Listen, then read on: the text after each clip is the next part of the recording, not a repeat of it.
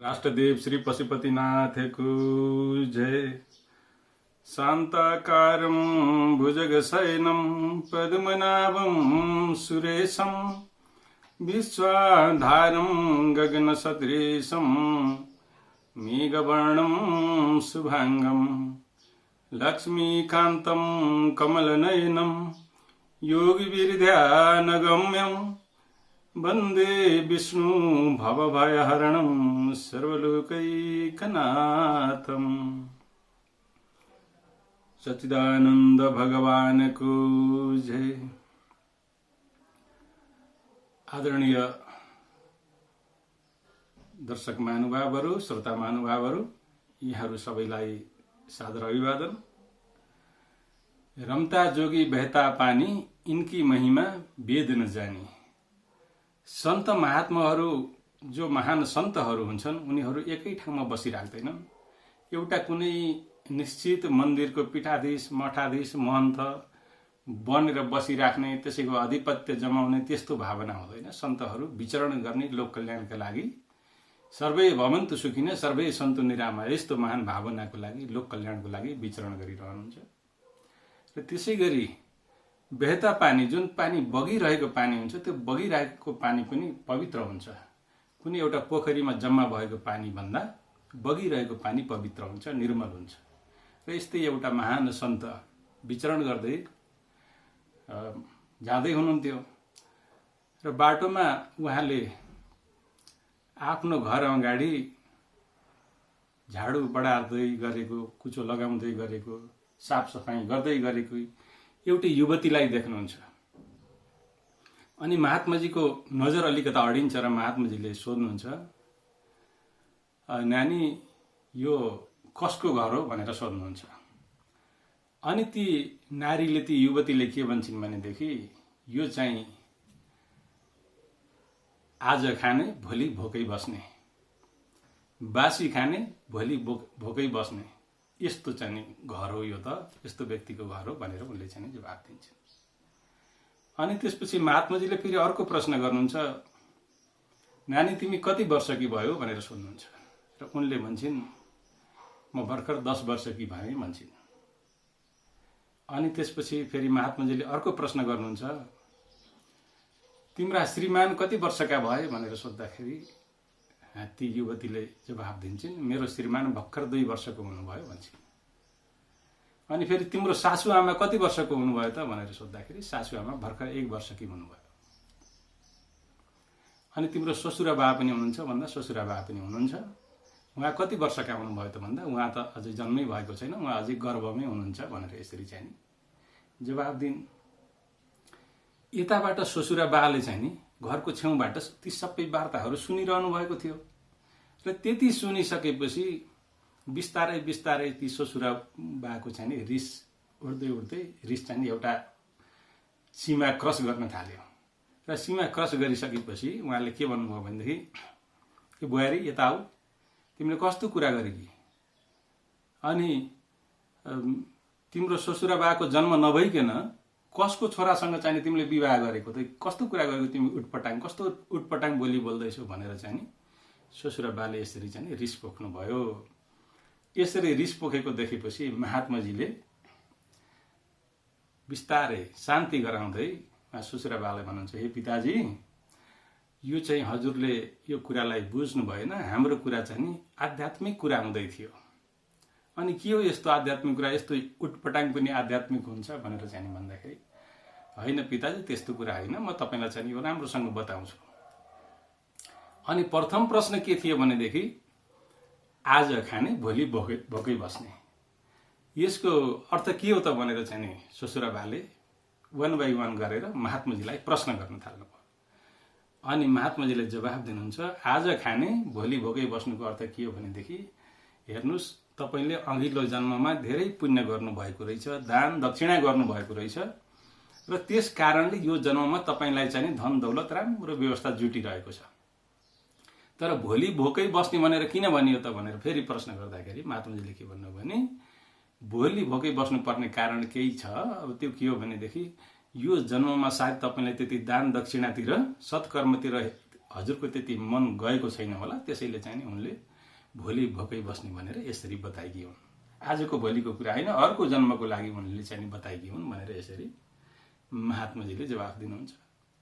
बिचरा बुहारीलाई त लाज भइहाल्यो, पिताजीले सुन्नुभएको छैन होला भनेर। आध्यात्मिक कुरा त भइहाल्यो, तर चाहिँ पिताजीले सुन्नुभयो। अनि त्यसपछि अब यिनले त भर्खर 10 वर्षकी भएँ भनेर भन्दैछन्। यिनी चाहिँ नि कहाँ 20 वर्षको उमेरमा विवाह गरेर मैले लिएर आएको, यिनले चाहिँ नि भर्खर 10 वर्षकी छु भनेर भन्दैछन्। यो के हो यस्तो कुरा भन्दाखेरि यिनी चाहिँ 20 वर्षमा हजुरले विवाह गरेर त ल्याउनु भयो, ठिक छ, 20-21 वर्षकी यिनी भइदिरहेछन्, तर चाहिँ नि यिनले आजभन्दा 10 वर्ष अगाडि यो ब्रह्मज्ञान, यो गुरु ज्ञान, आत्मज्ञान प्राप्त गरेकी रहेछन्। आत्माको जन्म यिनको चाहिँ आजभन्दा 10 वर्ष अगाडि भएको रहेछ र आत्माको ज्ञान यिनलाई 10 वर्ष अगाडि प्राप्त भयो। त्यही कारणले आध्यात्मिक हिसाबले वास्तविक आयुको गणना गरिन्छ र हाम्रो धर्मशास्त्रमा पनि के बताइएको छ भनेदेखि जन्मना जायते शूद्र संस्कार द्विज उच्यते। महात्माजीले अब चाहिँ नि सत्संग सुनाउँदै भन्न थाल्नुभयो पिताजीलाई, हेर्नुहोस् पिताजी, जन्मना जायते शूद्र, जन्मदाखेरि सबै शूद्र भएर जन्मेका हुन्छन्। कोही पनि ब्राह्मण क्षेत्री बन्ने होइन, जन्मिँदाखेरि सबै शूद्र बन्ने हुन्। अनि ब्राह्मण क्षेत्री कसरी हुने हो त भन्दा ब्राह्मणको कुलमा जन्मिँदैमा अथवा चाहिँ जनै टुप्पीहरू राख्दैमा ब्राह्मण बनिँदैन। यसलाई शास्त्रले स्वीकार्दैन, यसलाई सन्तहरूले स्वीकार्दैनन्, अध्यात्मले यस विषयलाई स्वीकार्दैन। तर वास्तवमा कति बेला चाहिँ नि उनको चाहिँ नि आयुको गणना हुन्छ भनेदेखि उनी कति बेला चाहिँ उनी ब्राह्मण बन्न सक्दछन्, जब चाहिँ नि संस्कारा द्विज उच्यते, जब राम्रो सत्संगको संस्कार प्राप्त हुन्छ अनि आत्माको जन्म हुन्छ। द्विज भनेर त्यहाँ शब्द बताइएको छ हाम्रो धर्मशास्त्रमा। द्विज भनेको के भनेदेखि प्रथम त एउटा चाहिँ नि पिता माताको कोखबाट जन्म हुन्छ, अर्को चाहिँ नि सन्त सद्गुरुको सानिध्यमा चाहिँ त्यो आत्माको जन्म हुन्छ, आत्माको बोध हुन्छ, आत्माको ज्ञान हुन्छ। त्यसलाई चाहिँ नि द्विज जन्म भनेर यसरी बताइएको छ। र त्यो द्विज जन्म जब हुन्छ कुनै व्यक्तिको, अनि मात्रै आयुको गणना त्यहाँबाट प्रारम्भ हुन्छ। जुन दिन द्विज जन्म भयो, अध्यात्मले त्यो दिनलाई चाहिँ नि अध्यात्मले जन्मको सुरुवात जन्मदिन भनेर मान्दछ। र सांसारिक हिसाबले त मातापिताको गर्भबाट जन्म लिइयो, त्यहीँबाट गणना गर्दै आइएको छ। तर वास्तवमा चाहिँ नि सन्तले के प्रश्न पार्नुभयो भनेदेखि जुन दिन आत्माको बोध हुन्छ, आत्माको ज्ञान प्राप्त हुन्छ, त्यही दिनबाट बल्ल चाहिँ नि द्विज बनिन्छ। ब्राह्मण पनि त्यही दिनबाट बनिन्छ। अन्यथा चाहिँ नि ब्राह्मणको कोखीमा जन्म हुँदैमा चाहिँ नि ब्राह्मण हुने विषय होइन रहेछ। यो समाजले मान्दै आएको बेग्लै कुरा हो। यथार्थमा चाहिँ नि जब द्विज हुन्छ, आत्माको बोध हुन्छ, यो शरीर र आत्मा बेग्लै कुराहरू हुन् र यो आत्माको जब ज्ञान हुन्छ, बोध हुन्छ, अनि मात्रै आयुको गणना प्रारम्भ हुन्छ।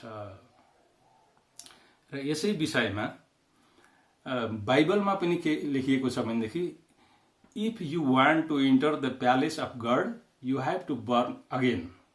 यदि तिमी ईश्वरको साम्राज्यमा प्रवेश गर्न चाहन्छौ भनेदेखि तिमीले फेरि चाहिँ you have to born again, फेरि तिमीले जन्म लिनुपर्ने हुन्छ भनेर यसरी बताइयो। फेरि जन्म लिने भनेको फेरि मातापिताकै कोखबाट जन्मिने भन्ने कुरा होइन।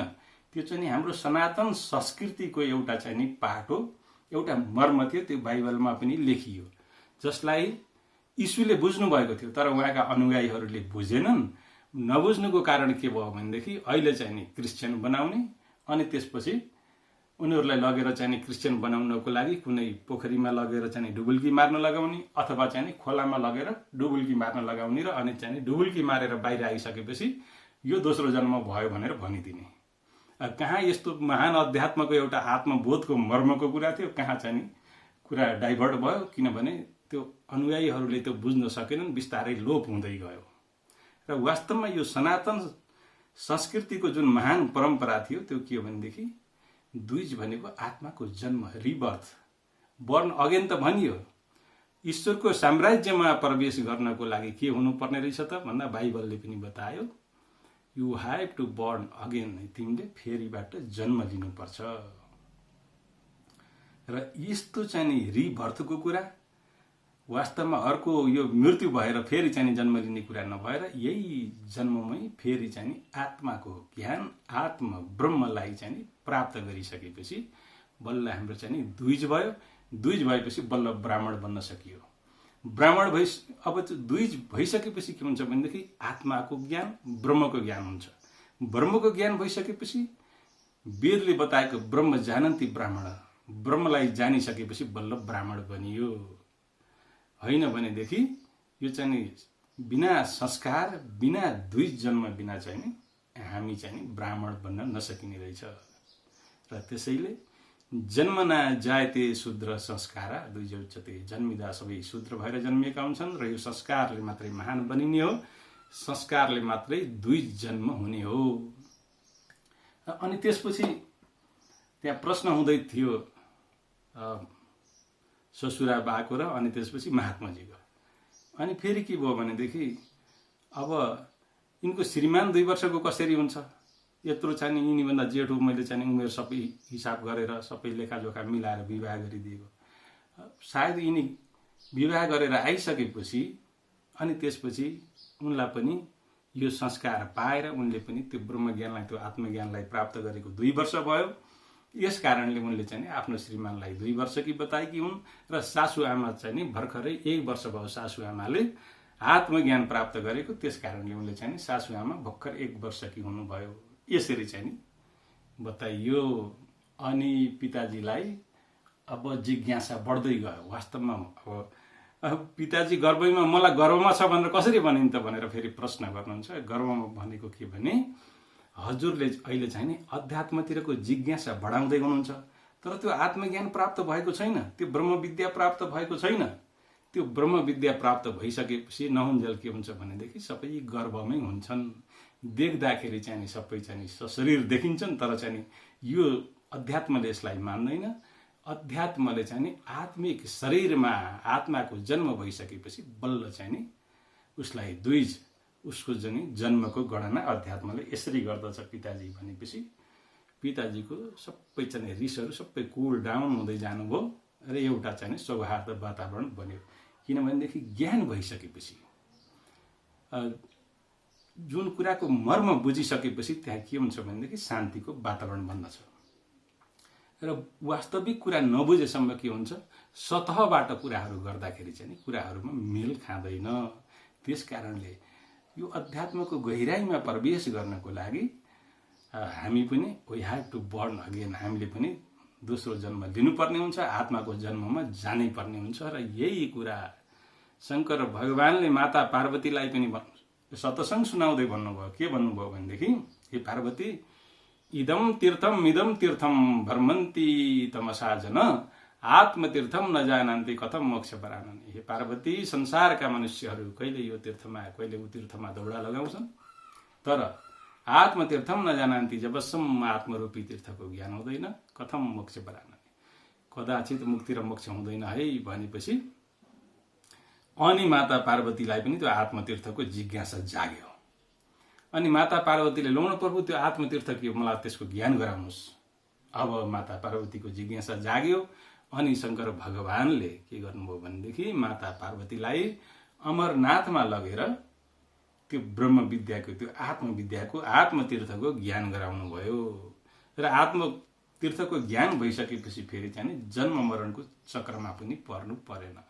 यस्तो महान विद्या, यस्तो आत्मविद्या चाहिँ बाट बल्ल चाहिँ के हुन्छ भनेदेखि यो वास्तविक आयुको चाहिँ कति हामीले चाहिँ आत्मकल्याणका विषयहरूमा प्रवेश गर्यौं, कति परोपकारका विषयहरूमा प्रवेश गर्यौं, वास्तवमा त्यहाँबाट चाहिँ आयुको गणना हुँदो रहेछ। यो अध्यात्मको गहिराईको विषय मैले यहाँहरूलाई चाहिँ निवेदन गरेको हुँ।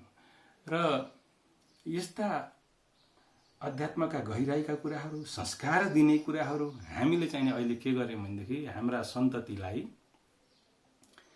संस्कार दिने भन्दा पनि कसरी सम्पत्ति कमाउने, कसरी भौतिक विद्या मात्रै पढ्ने, कसरी डाक्टर बनाउने, कसरी इन्जिनियर बनाउने, कसरी वकिल बनाउने, कसरी हाकिम बनाउने, कसरी मन्त्री बनाउने, यही मात्रै सोच रह्यो र संस्कार हामीले सिकाउन सकिएन।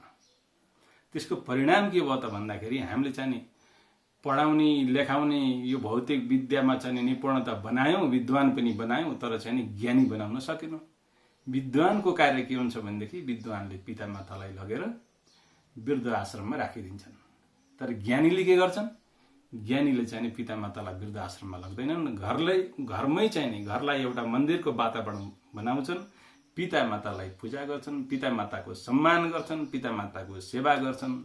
र यो महान हाम्रो जुन परम्परा हो, जुन हाम्रो सनातन संस्कृतिको महानता हो, मातृदेवो भव, पितृदेवो भव, अतिथि देवो भव, आचार्य देवो भव, यी सबै चाहिँ रहस्यका कुराहरू, सनातन संस्कृतिका मर्मका कुराहरूलाई आत्मसात गर्दछन्, व्यावहारिक रूपमा चाहिँ अपनाउँदछन्। र अनि त्यो संस्कार पाइसकेपछि हामीले संस्कार दिन सक्यौँ भनेदेखि वास्तवमा फेरि हामी वृद्ध भइसकेपछि वृद्ध आश्रममा गएर रुँदै बस्दै कसले कति बेला ल्याएर दिन्छ भनेर त्यहाँ चाहिँ नि कसैको बाटो कुरेर बस्नु पर्दैन। घरमै सम्मानको वातावरण बन्छ। यो हाम्रो चाहिँ नि संस्कृति भनेको मातृदेवो भव, पितृदेवो भव, माता पितालाई चाहिँ नि देवता समान मान्ने यस्तो महान संस्कृति थियो। आदरणीय सज्जनवृन्दहरू, र एक समय के भयो भनेदेखि मैले यहाँहरूलाई अलिकता पछाडिको कुरा एउटा प्रसङ्ग जोड्न मन लाग्यो। जब रत्नाकर डाकुको समयको कुरा हो, ऊ चाहिँ जङ्गलमा बस्थ्यो। त्यो मार्गबाट जाने जति पनि दिदीबहिनीहरूको पाउरपात खोसेर खाने, गरगहना पनि लुट्ने, अनि त्यसबाट आफूले पनि खाने, अनि के गर्ने, घरमा लगेर घर परिवारको पनि पालन पोषण गर्ने। एक दिन त्यही बाटोबाट नारद मुनि जाँदै हुनुहुन्थ्यो। नारद मुनि जाँदै गर्दाखेरि त्यो रत्नाकर डाकुले रोक्दछ, ल तपाईँ कहाँ जान लागेको? यो बाटोबाट जो पनि जान्छ सबैले आफूसँग भएको झोली झिटी सबै मलाई बुझाएर जानुपर्छ। म यस्तो चाहिँ साधु महात्मा, मसँग के हुन्छ र, एउटा थैला छ, कमण्डलु छ, अरू केही पनि छैन, तिमीले किन यस्तो चाहिँ कुरा गर्छौ भन्दा जे छ त्यही बुझाएर जानुहोस्, अन्यथा जान पाइँदैन। अनि नारद मुनिले के भन्नुहुन्छ भनेदेखि, हेर तिमीले यस्तो चाहिँ दुष्कर्म गर्छौ, यो दुष्कर्म गरेर चाहिँ तिमीले त यो पापलाई कसरी भोग्न सक्छौ? यो त बहुत गाह्रो हुन्छ। यो तिमीले यो दुष्कर्म गरेर के गर्छौ भन्दाखेरि, मैले आफ्नो शरीरको पनि खानको लागि चाहियो, मैले घर परिवारलाई पनि पालन पोषण गर्नु पर्यो। अनि नारद मुनिले के भन्नुभयो भनेदेखि, एकपटक तिमी घरमा गएर सोध, यस्तो पाप कर्म गरेर मैले ल्याउँदैछु, के तपाईहरूले पनि यो भोग्नुहुन्छ कि मैले मात्रै भोग्नु पर्ने हो भनेर घरमा गएर सोध। यदि उहाँहरू पनि भोग्न परिवार भोग्नको लागि तयार छन् भनेदेखि त तिमीलाई अलि सहज होला। होइन चाहिँ एक्लै तिमीले मात्रै भोग्नु पर्यो भनेदेखि यसको चाहिँ नि चुकाउन बहुत गाह्रो पर्नेछ भनेर यसरी बताउनुहुन्छ। अनि अलिकता सोच्न बाध्य हुन्छ, होइन म घरतिर सोध्न त जाउँला, अनि यहाँ तपाईँ यहाँबाट चाहिँ खुस्किहाल्नुहुन्छ, मेरो एकजना ग्राहक त गइहाल्छ। अनि त्यसपछि एउटा सहमति के भयो भनेदेखि, त्यही रुखमा, त्यही जङ्गलको एउटा रुखमा नारद मुनिलाई बाँध्ने, अनि घरमा सोध्न जाने, अनि आएर निर्णय गर्ने भनेर एउटा सहमति बन्यो। रत्नाकर डाकुले नारद मुनिलाई त्यही रुखमा बाँधेर घरमा सोध्न गयो। पितामाता वृद्ध हुनुहुन्थ्यो। सोद्धाखेरि पितामाताले के भन्नुभयो भनेदेखि, हे बाबु, हामी त वृद्ध भयौँ, अब हाम्रो कमाउने गरी खाने समय छैन, तिमीले चाहिँ राम्रो कर्म गरेर हामीलाई लिएर आएर खुवाऊ, हामीलाई पाप भोग्न नलगाऊ न। अब हामी चाहिँ जाने बेलामा त पुण्य लिएर जाने ठाउँमा कहाँ तिमीले चाहिँ पाप भोग्ने कुरा गर्दैछौ? पितामाता मान्नु भएन। अनि पत्नीलाई गएर सोद्धाखेरि, हे पतिदेव, हजुरले त जे जस्तो लिएर आउनुहुन्छ त्यसलाई मैले चाहिँ के गर्ने भनेदेखि यहाँ बनाएर पुत्रलाई, पितामातालाई सेवा गरेकी छु, राम्रो बनाएर चाहिँ खुवाएकी छु, लालन पालन गरेकी छु। तर हजुरले चाहिँ नि आफ्नो कर्म गर्दाखेरि सत्कर्म गरेर लिएर आउनुहोस्। मैले आफ्नो कर्ममा कुनै त्रुटि राखेकी छैन, हजुरले चाहिँ यस्तो गलत कर्म गरेर नल्याउनुहोस्, म यो भोग्न तयार छैन। उनी पनि तयार भएनन्। अनि त्यसपछि पुत्रलाई गएर सोद्धाखेरि, म त सानै छु, मेरो कुनै त्यस्तो समय छैन, हजुरले चाहिँ नि मलाई पनि यो पापको मार्गतिर नलैजानुहोस्, हजुरले सत्कर्मबाटै हाम्रो जीवन चल्न सक्दछ भनेर पुत्रले पनि जवाफ दिएपछि रत्नाकर डाकु फर्केर गएर फेरि जङ्गलमा गएर नारद मुनिलाई दण्डवत प्रणाम गरेर रुखको बाँधेको चाहिँ लहरहरू रस्सीहरू खोलेर प्रणाम गरेर भन्दछ, हे प्रभु, मैले जानिन गल्ती गरेँ, मलाई अब हजुरले क्षमा गर्नुहोस्, किनभनेदेखि यो अज्ञानमा चाहिँ मबाट धेरै दुष्कर्म पाप कर्महरू भएछ। मेरो आँखा खोलिदिनु भयो, धन्य प्रभु। आज मैले हजुरको दर्शन पाएर चाहिँ नि म कृतार्थ हुने भएँ। अब हजुरले मलाई सतमार्ग लगाउनुहोस्। नारद मुनिले सत्संग सुनाएर आत्मज्ञानको दीक्षा दिनुहुन्छ, ब्रह्म विद्या सिकाउनुहुन्छ र ब्रह्म विद्या सिकाएर चाहिँ साधनामा राखिदिनु भयो। साधनामा राखिसकेपछि के भयो त, राम भगवान जन्मिनु कहाँ छ त्योभन्दा अगाडि नै चाहिँ नि पुरा राजा दशरथदेखि लिएर चाहिँ नि राम लक्ष्मण भरत शत्रुघ्न अनि लव कुशसम्मको चाहिँ नि यो सारा कथाहरू अन्तर जगतमा साधनाको सन्दर्भमा अन्तर जगतमा रिल चल्यो र अन्तर जगतमा सारा कुराहरू पहिले नै थाहा भयो र उहाँले चाहिँ रामायण लेख्नुभयो। र यस्तो महान ज्ञान जब चाहिँ त्यो प्राप्त भयो अनि त्यसपछि उहाँको जीवनमा एउटा परिवर्तन आयो। उहाँले के गर्नुभयो, पछि साधना गर्दै गर्दाखेरि चाहिँ उहाँलाई त अब उल्टा नाम जपे जग जाना रत्नाकर डाँको वाल्मीकि भए ब्रह्म समान। उहाँ चाहिँ नि ब्रह्म समान वाल्मीकि ऋषि चाहिँ बन्न पुग्नुभयो र अहिले चाहिँ वाल्मीकि ऋषिका आश्रमहरू छन्, मन्दिरहरू छन् र अहिलेसम्म पनि उहाँको हामीले पूजा गर्दछौँ। र यस्तो परिवर्तन आउँछ सन्तको यो संस्कारले, सन्तको सानिध्यबाट। र यहाँ हामीले बुझ्नुपर्ने कुरा के छ भनेदेखि त्यति बेलाका पण्डित, पुजारी, आचार्य, शास्त्री, विद्वान कसैको इतिहास बनेन, तर रत्नाकर डाकुको कसरी इतिहास बन्यो, यो गम्भीर प्रश्न छ आदरणीय सज्जनवृन्दहरू। यसलाई हामीले बुझ्नुपर्ने हुन्छ। त्यति बेला चाहिँ उहाँले कुनै धर्मशास्त्रको पठन पाठन गर्नु भएन, यज्ञ हवन गर्नु भएन, तीर्थ व्रत गर्नु भएन, तर चाहिँ उहाँको तत्काल इतिहास बन्यो। त्यति बेलाका विद्वानहरूको कसैको इतिहास बनेन। यसको पछाडि के छ भनेदेखि यो साधनाको मार्ग अत्यन्त श्रेष्ठ छ, यो ब्रह्म विद्याको मार्ग अत्यन्त श्रेष्ठ छ, यो पराविद्याको मार्ग, यो आत्मज्ञानको मार्ग अत्यन्त श्रेष्ठ छ। र त्यसैले हजुर हामीले हाम्रा सन्ततिहरूलाई यस्तो साधनाको मार्गमा जोड्नको लागि, आत्मविद्याको मार्गमा जोड्नको लागि, आध्यात्मिक विद्यामा जोड्नको लागि चाहिँ नि हामीले पछि भनेर पर्खिराख्नु हुँदैन। किनभने पर्खियो भनेदेखि फेरि धोका हुन्छ। समयमै गरियो भनेदेखि के हुन्छ भनेदेखि काँचो माटोबाट हामीले घडा बनाउन सकिन्छ, कलश बनाउन सकिन्छ, भगवानको मन्दिरमा लगेर सजाउन सकिन्छ। तर चाहिँ नि त्यही काँचो माटोबाट सुल्फा बनिसक्यो भनेदेखि फेरि हामीले त्यसबाट घडा बनाउन चाहिँ नि मुस्किल पर्नेछ। गाँजा पिउने चिलिम बनिसक्यो भनेदेखि फेरि चाहिँ नि त्यो हामीले चाहिँ नि कलश बनाउन सकिने छैन, घडा बनाउन सकिने छैन। यसर्थ चाहिँ हामीले हाम्रा सन्ततिहरूलाई समयमै संस्कार दिनु चाहिँ नि अत्यन्त उत्तम हुन्छ सज्जनवृन्दहरू। र यहाँहरूलाई मेरो निवेदन के छ भनेदेखि हाम्रा सन्तहरूले भन्नुहुन्छ, चङ्गा चित्त छँदै उमेर रहँदै पैसा छँदै साथमा, व्याधिले नछुँदै रायु रहँदै बर्गत छँदै गाथमा, आफ्नो श्रेय हुने पछि सुख हुने धन्दा छिनी हाल है, आग लागि घरमा भएपछि कुवा खन्दा हुने छैन है। र हामीले यस्तो संस्कार सिकाउनको लागि कति बेला भन्दाखेरि चङ्गा चित्त छँदै उमेर रहँदै पैसा छँदै साथमा, बुढापा भएर होइन रहेछ, चङ्गा चित्त छँदै उमेर रहँदै बल बर्गत छँदै आफ्नो श्रेय हुने पछि सुख हुने धन्दा छिनिहाल्ने। जति श्रेय कर्महरू छन् ती पहिले गरिहाल्ने। श्रेय कर्मले के गर्दछ भनेदेखि यालोएका द्वैसा धिनी चतुरता साँचा तुरी चातुरी। श्रेय कर्मले चाहिँ यो लोक र परलोक दुवैमा चाहिँ सुख शान्ति समृद्धि दिन्छ। होइन भनेदेखि आग लागि घरमा भएपछि कुवा खन्दा हुने छैन। घरमा आगो लागिसक्यो, अब चाहिँ आगो लागिसकेपछि कुवा खनेर पानी निकालेर घरको आगो निभाउँछु भन्यो भनेदेखि त्यो मूर्खता हुनेछ। यसैले हामीले चाहिँ समयमै यदि चाहिँ कुवा खनेर रेडी बनाएका छौँ भनेदेखि पानी निकालेर लाग्दै गरेको आगो निभाएर शान्ति चाहिँ बनाउन सकिन्छ।